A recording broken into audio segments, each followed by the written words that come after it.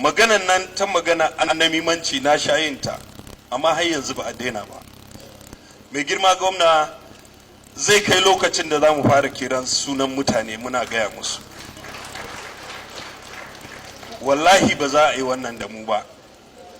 Duk mutumin da zai ci gaba da annamimanci, ya zo nan ya ce kaza, ya je can ya je ya ce kaza, ko ya fara shirya abu tun ma abin bai zo ba, wallahi mai girma gwamna za mu gaya maka kuma za mu fara kiran suna.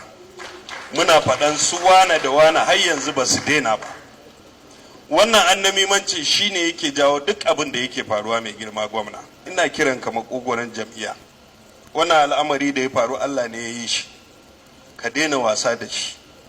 Nan cikin nan lokacin da kai wannan maganar, idan ba za a iya gaya ma ba, ni zan gaya maka. Ka daina wannan magana, kar a sake jin ka kayar da magana. Idan dai har za a ci gaba da yin haka mai girma gwamna kuma muna yin shiru, to ba za a daina al'amarin nan ba. Amma duk wanda zai ci gaba da yi ba za mu kyale shi ba. Duk wanda yake jin ba haka ba ne, ya ce kuma zai kawo tsegumi. Mu daina yin abubuwan da muke yi, muna gani kuma muna ji.